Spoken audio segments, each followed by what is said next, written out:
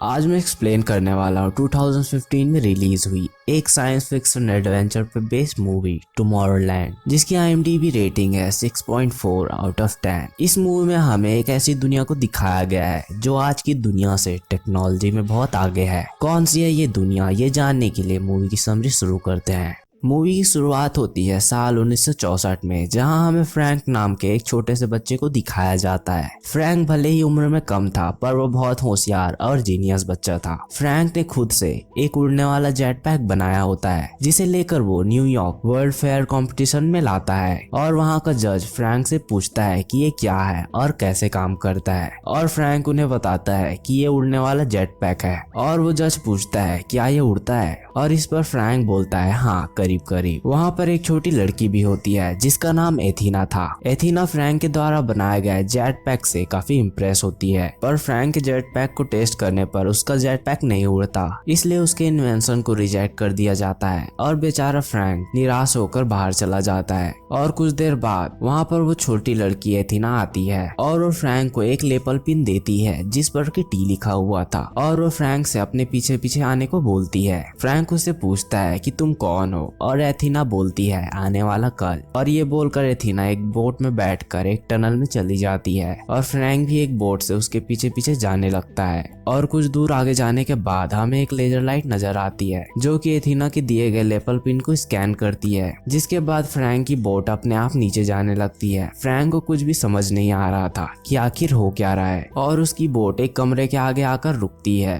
Frank एक जिज्ञासु बच्चा था, इसलिए वो आगे बढ़ता है और रूम के अंदर चला जाता है, पर वो कोई रूम नहीं था बल्कि एक लिफ्ट थी जो उसे तेजी से नीचे की ओर ले जाने लगती है। और नीचे पहुंचकर लिफ्ट जब रुकती है तो फ्रैंक बाहर आता है, जहां पर एक बड़ा सा रोबोट होता है जो उसके जेट पैक को रिपेयर करके उसे उड़ने लायक बना देता है। पर तभी वहां पर दो लोग आ जाते हैं और उन्हें देखकर फ्रैंक घबरा जाता है और नीचे गिर जाता है। और जब वो लगातार नीचे गिर रहा था तभी उसे अपना जेट पैक नजर आता है और वो उसे पकड़ लेता है, और उस जेट पैक की बदौलत वो नीचे आराम से उतरता है, जहाँ पर एथीना उसका वेट कर रही थी। उसके साथ वो जज भी होता है। फ्रैंक एथीना से पूछता है कि ये कौन सी जगह है। अब हमें दिखाया जाता है कि बहुत साल बीत चुके हैं और फ्रैंक टुमारोलैंड में रहते हुए बूढ़ा हो चुका है। इस समय साल चल रहा होता है 2015। अब हमें पृथ्वी में एक लड़की को दिखाया जाता है जिसका नाम केसी होता है। केसी की फैमिली में उसके डैड और एक भाई होता है। केसी की मॉम नहीं थी। केसी के डैड नासा के लिए काम किया करते थे। उनका काम था स्पेस में जाने वाले शिप्स के सर्किट्स को क्लियर करना। केसी जानबूझकर नासा द्वारा लॉन्च किए गए स्पेसशिप को शॉर्ट कर देती थी, क्योंकि उसे पता था कि अगर एक बार स्पेसशिप स्पेस में जाने में कामयाब हो गई तो उसके डैड की जॉब चली जाएगी, और केसी ये नहीं चाहती थी, इसलिए वो बार बार नासा के सिस्टम को शॉर्ट कर दिया करती थी। पर एक बार जब वो उनके सिस्टम को फेल कर रही थी तभी वहाँ पर सिक्योरिटी के लोग आ जाते हैं और उसे अरेस्ट कर लिया जाता है और जेल में बंद कर दिया जाता है। और अगले दिन जब उसे छोड़ा जाता है तो उसे जब्त किए गए सभी सामानों को वापस दिया जाता है। उन सामानों के बीच एक लेपल पिन भी होता है। वो पिन हूबहू वैसे ही दिख रहा था जैसे 1964 में फ्रैंक को मिला था, और केसी जैसे ही उस लेपल पिन को टच करती है वैसे ही वो टुमारोलैंड में पहुंच जाती है। उसे अपनी आंखों पर भरोसा नहीं हो रहा था। वो जगह बहुत आधुनिक होती है और वो उस जगह को एक्सप्लोर करने लगती है। वो सब देख पा रही थी पर उसे कोई भी नहीं देख पा रहा था। तभी केसी के लेपल पिन में अचानक से काउंटडाउन शुरू हो जाता है, क्योंकि उसकी बैटरी लो हो चुकी थी और वो थोड़ी देर में बंद होने वाली थी। और जब वो लेपल पिन डिस्चार्ज हो जाता है तो केसी फिर से पृथ्वी में पहुंच जाती है। केसी के साथ जो कुछ भी हुआ था वो उस सब को लेकर काफी कंफ्यूज थी कि वो दुनिया कौन सी थी और वो अचानक से वहां कैसे पहुंच गई। और केसी घर आकर अपने भाई को ये सारी बात बताती है और वो दोनों उस लेपल पिन के बारे में रिसर्च करने लगते हैं, और उन्हें गूगल पे हूबहू उन्हीं के लेपल पिन की तरह पिन नजर आता है और उसके नीचे शॉप का एड्रेस भी लिखा होता है। और केसी अगले दिन उस शॉप पर जाती है और वहाँ के शॉपकीपर को वो लेपल पिन दिखाती है और उसके बारे में पूछती है, पर वो शॉपकीपर केसी के पास उस बैच को देखकर हैरान थे और वो उल्टा केसी से पूछताछ करने लगते हैं कि तुम्हें ये लेपल पिन कहाँ से मिला, पर केसी को तो वो पिन उसके सामानों में से मिला था और उसे वहाँ पर किसने रखा वो इस बारे में नहीं जानती थी। और केसी के जवाब ना देने पर वो दोनों शॉपकीपर केसी पर गन से शूट करने लगते हैं और केसी अपने आप को बचाने के लिए छुपने लगती है। तभी वहाँ पर एंट्री होती है एथीना की और वो उन दोनों शॉपकीपर से फाइट करने लगती है और वो एक शॉपकीपर का सर उखाड़ देती है। और हमें यहाँ पे पता चलता है कि वो शॉपकीपर्स ह्यूमन नहीं बल्कि रोबोट्स हैं। और एथीना केसी के साथ शॉप के बाहर जा रही होती है। तभी दूसरा रोबोट जिसके अंदर अभी भी जान थी वो अपने आप को ब्लास्ट कर लेता है, जिसके कारण उस पूरे शॉप में आग लग जाती है और केसी और एथीना बाल बाल बचते हैं। उसके बाद एथीना एक कार चुराती है और केसी को अपने साथ ले जाती है। एथीना वही है जिसे हमने 1964 में देखा था। एथीना आज भी वैसी ही है क्योंकि वो कोई ह्यूमन नहीं है। और एथीना केसी को बताती है कि वो एक रोबोट है और जो पिन तुम्हें मिला था वो पिन मैंने ही वहाँ पर रखा था और वो मेरा आखिरी पिन था। और एथीना बताती है कि मेरा काम था पृथ्वी से ऐसे जीनियस लोगों को ले जाना जो कुछ बड़ा करना चाहते हैं, कुछ नया इन्वेंट करना चाहते हैं, उन्हें टुमारोलैंड ले जाना ताकि वो वहाँ जाकर नया आविष्कार कर सके। और तुम्हें भी टुमारोलैंड के लिए चुना गया है। और एथीना केसी को फ्रैंक के घर ड्रॉप करके चली जाती है और केसी फ्रैंक के घर की ओर जाती है और उसके दरवाजे पे वो पिन दिखाती है जिसे छूने के बाद वो टुमारोलैंड पहुंच गई थी। और वो पिन देखकर फ्रैंक दरवाजा खोलता है और उसे वापस चले जाने को बोलता है, पर केसी को तो टुमारोलैंड जाना ही था इसलिए वो हार नहीं मानती और फ्रैंक के घर के दरवाजे के आगे बैठ जाती है। केसी को दरवाजे पर बैठे बैठे रात हो जाती है। तभी फ्रैंक को अपनी सिक्योरिटी कैमरे से पता चलता है कि एक जलता हुआ बुलडोजर उसके घर की ओर बढ़ रहा है। ये देखकर फ्रैंक तुरंत बाहर आता है और एक आधुनिक मशीन से उस पूरे बुलडोजर को फ्रीज कर देता है। तभी केसी घर के अंदर चली जाती है और दरवाजा बंद कर लेती है। फ्रैंक उसे दरवाजा ओपन करने को बोलता है पर केसी बोलती है मैं दरवाजा तब तक नहीं खोलूंगी जब तक तुम मुझे टुमारोलैंड नहीं ले जाते। और केसी घर के अंदर के बहुत से आधुनिक मशीनों को देखती है जिसे कि फ्रैंक ने ही बनाया था। उसके बाद केसी एक दूसरे कमरे में जाती है जहाँ पर बहुत सी स्क्रीन्स लगी हुई थी जिन पर कि पृथ्वी पर होने वाली तबाही को दिखाया जा रहा था। वहाँ पर एक रिवर्स काउंटडाउन भी चल रहा था जो कि 60 दिनों का था। इस सब का मतलब था कि आने वाले 60 दिनों में पृथ्वी पूरी तरह से तबाह हो जाएगी, चारों ओर विनाश ही विनाश होगा। तभी फ्रैंक अंदर आ जाता है और वो केसी को यहाँ से जाने को बोलता है। और केसी उससे पूछती है कि स्क्रीन पर ये सब क्या दिखाया जा रहा है और तुम्हें टुमारोलैंड से क्यों निकाला गया। और फ्रैंक बताता है कि बहुत साल पहले मेरे एक आविष्कार की वजह से मुझे टुमारोलैंड से बाहर निकाल दिया गया था और तुमने जो स्क्रीन पर तबाही देखी है वो पृथ्वी में अगले 60 दिनों में होने वाली है। केसी को उसकी बातों पर भरोसा नहीं होता और केसी के इस पर भरोसा ना करने की वजह से स्क्रीन पर दिखाई जा रही तबाही धुंधली होने लगती है। ये देखकर फ्रैंक हैरान हो जाता है। तभी फ्रैंक को सिक्योरिटी कैमरा से पता चलता है कि कुछ रोबोट्स उसके घर पर अटैक करने वाले हैं, इसलिए फ्रैंक केसी को लेकर बाथटब में आ जाता है। तभी एक रोबोट उन पर अटैक कर देता है पर उस रोबोट के कुछ करने से पहले वो बाथटब हवा में मिसाइल की तरफ फायर हो जाती है और उसके बाद फ्रैंक का पूरा घर विस्फोट हो जाता है और जो बाथटब था वो पास के झील में आकर गिरता है। ये सब प्लान फ्रैंक ने इमरजेंसी में निकलने के लिए बनाया था।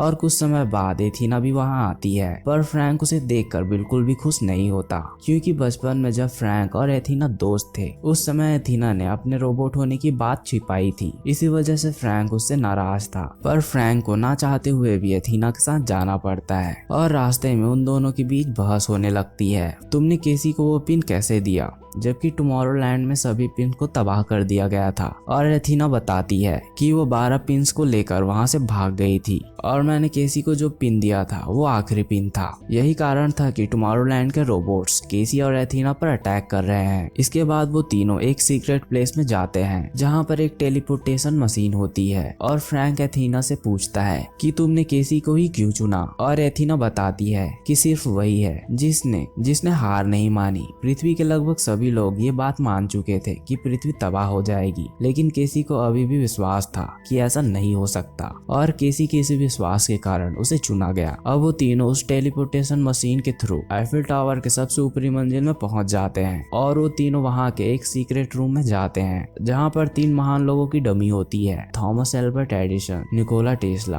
और गुस्ताव आईफिल जिसने आईफिल टावर को बनाया था। और फ्रैंक केसी को बताता है कि इन सभी ने मिलकर हमारे फ्यूचर के लिए एक सोसाइटी बनाई थी ताकि वैज्ञानिक बिना रोक टोक के वहाँ काम कर सके। उस जगह का नाम रखा गया टुमारोलैंड जो कि एक अलग डायमेंशन में बनाई गई थी। और फ्रैंक ये भी बताता है कि आईफिल टावर सिर्फ देखने के लिए नहीं बनाया गया, ये एक बड़ा एंटीना है जिसकी मदद से हम टुमारोलैंड जा सकते हैं। और फ्रैंक उसे ऑन करता है और आईफिल टावर के नीचे से एक स्पेसशिप निकलती है जिसमें वो तीनों सवार हो जाते हैं और वो शिप उन्हें टुमारोलैंड ले जाती है। वहां पहुंचने के तुरंत बाद उनसे मिलने के लिए टुमारोलैंड का गवर्नर आता है जिसका नाम डेविड था और वो उन तीनों को वापस पृथ्वी में जाने को बोलता है। पर फ्रैंक उसे बताता है कि मैंने भी तुम्हारी तरह भविष्य देखने वाली मशीन पृथ्वी पर बनाई है, और जब मैंने केसी को पृथ्वी के विनाश की बात बताई तो उसने इस बात पे विश्वास नहीं किया, जिसके कारण पृथ्वी पर आने वाला प्रलय की मात्रा कम हो गई, मतलब पृथ्वी पर होने वाली तबाही कम हो गई। पर डेविड को उनकी बातों पर विश्वास नहीं होता,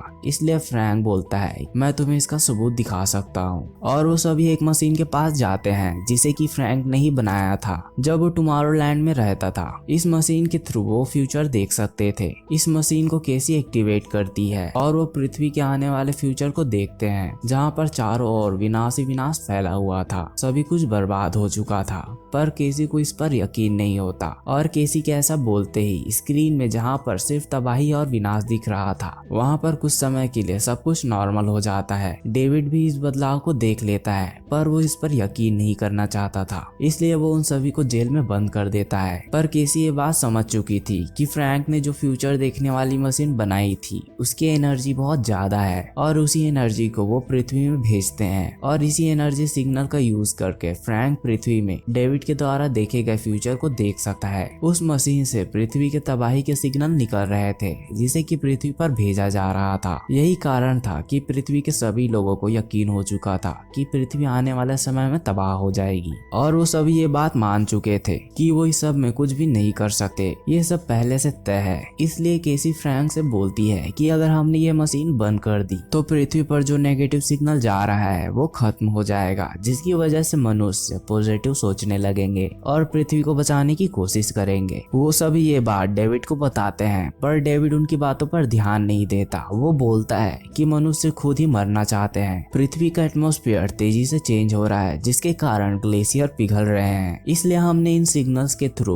उन्हें ये बात बताने की कोशिश की पर वो लोग उसे रोकने के बजाय उसे ही अपना भविष्य मान चुके हैं और वो सभी इस प्रलय को रोकने की कोशिश भी नहीं कर रहे, इसलिए मनुष्यों का अंत निश्चित है। केसी डेविड को समझाने की बहुत कोशिश करती है कि तुम्हारे मशीन से निकलने वाले सिग्नल्स की वजह से ही मनुष्यों को लग रहा है कि वो इस प्रलय को नहीं रोक सकते और यही उनका भाग्य है। अब डेविड उन सभी को पृथ्वी पर भेज रहा होता है और वो फ्रैंक को अलविदा कहने के लिए उससे हाथ मिलाता है। तभी फ्रैंक डेविड के हाथ में लगे मशीन की कुछ बटन्स को दबा देता है जिसके कारण पृथ्वी पर जाने वाला पोर्टल खुल जाता है और उन दोनों के बीच हाथापाई होने लगती है और वो दोनों उस पोर्टल के थ्रू पृथ्वी में आ जाते हैं। वो पृथ्वी के एक सुनसान जगह में होते हैं। वहीं दूसरी ओर टुमारोलैंड में केसी और एथीना पर रोबोट्स हमला करने लगते हैं और एथीना केसी को एक बॉम्ब देती है जिससे वो उस मशीन को उड़ाना चाहते थे क्योंकि उस मशीन को बंद नहीं किया जा सकता था। केसी उस बॉम्ब को एक्टिवेट कर देती है पर तभी वो रोबोट उस फ्लोर को नीचे गिरा देता है जिस पर केसी खड़ी थी और नीचे गिरने की वजह से उनके पास ज्यादा समय नहीं बचा था कि वो उस बॉम्ब को उस मशीन के पास ब्लास्ट करवा सके, इसलिए केसी उस बॉम्ब को उस पोर्टल के थ्रू पृथ्वी में फेंक देती है। और जब फ्रैंक और डेविड उस बॉम्ब को देखते हैं तो वो भागकर उस पोर्टल के थ्रू टुमारोलैंड के अंदर आ जाते हैं और वो बॉम्ब ब्लास्ट हो जाता है और उस ब्लास्ट के कारण टुमारोलैंड की लोहे की वॉल डेविड के ऊपर गिर जाती है जिसके कारण डेविड वहीं पर फंस जाता है। तभी एथीना को उस फ्यूचर देखने वाली मशीन में दिखाई देता है कि डेविड फ्रैंक को गन से शूट करने वाला है और जैसे ही डेविड फ्रैंक के ऊपर गोली चलाने वाला होता है वैसे ही एथीना उसके सामने आ जाती है जिसके कारण फ्रैंक की जान तो बच जाती है पर एथीना का सिस्टम शॉर्ट हो जाता है जिसके कारण उसकी बॉडी डीएक्टिवेट होने लगती है और केसी तुरंत डेविड के पास जाती है और उसे उसकी गन लेकर दूर फेंक देती है और फ्रैंक एथीना को दूसरी जगह ले जाने लगता है और एथीना उसे बताती है कि जब तुम छोटे थे तब मैं तुम्हें टुमारोलैंड लाई थी और हम दोनों के बीच दोस्ती हुई पर मैं तुम्हारे लिए अलग फील करती थी जो मेरे प्रोग्राम में नहीं था। मैं तुम्हें ये बात कभी नहीं बता पाई कि मैं एक रोबोट हूँ क्योंकि मैं तुम्हें दुखी और निराश नहीं करना चाहती थी, पर जब तुम्हें मेरी सच्चाई पता चली तो तुम मुझसे नाराज हो गए। दरअसल फ्रैंक को एथीना पसंद थी, वो उससे प्यार करता था, इसलिए जब फ्रैंक को पता चला कि एथीना कोई ह्यूमन ह्यूमन नहीं बल्कि रोबोट है तो उसका दिल टूट गया था। और एथीना फ्रैंक से बोलती है कि मुझे उस मशीन के पास ले जाओ, और फ्रैंक अपने द्वारा बनाए गए जेट पैक की मदद से एथीना को उस मशीन तक ले जाता है और एथीना फ्रैंक को अलविदा बोलती है और उन दोनों को यहाँ से दूर जाने को बोलती है ताकि वो अपने साथ उस मशीन को ब्लास्ट कर सके। और उनके दूर जाते ही एथीना अपने आप को ब्लास्ट कर लेती है और उसके साथ साथ वो मशीन भी ब्लास्ट हो जाता है और उस ब्लास्ट के कारण वो पूरी बिल्डिंग नीचे गिर जाती है और डेविड जो वहाँ पर फंसा हुआ था वो भी मारा जाता है। इसके बाद हमें दिखाया जाता है कि केसी अपने डैड और भाई के पास जाती है। केसी के डैड नासा में इंजीनियर थे, इसलिए उन्हें भी टुमारोलैंड में रहने की परमिशन मिल जाती है और हमें दिखाया जाता है कि अब फ्रैंक और केसी टुमारोलैंड के हेड बन चुके हैं। और जैसे उन लोगों को लेपल पिन देकर वहाँ पर बुलाया गया था, वैसे ही वो पृथ्वी के और लोगों के पास वो पिन भेजते हैं जो लोग पृथ्वी को बचाने की कोशिश में लगे हुए हैं। अब हमें दिखाया जाता है कि 60 दिन बीत चुके हैं और पृथ्वी अभी भी सही सलामत है। मतलब केसी ने जो सोचा था वो एकदम सही था। और इसी के साथ ये मूवी खत्म होती है। अगर आपको ये मूवी की एक्सप्लेनेशन / समरी अच्छी लगी हो तो प्लीज वीडियो को लाइक और कमेंट जरूर करें।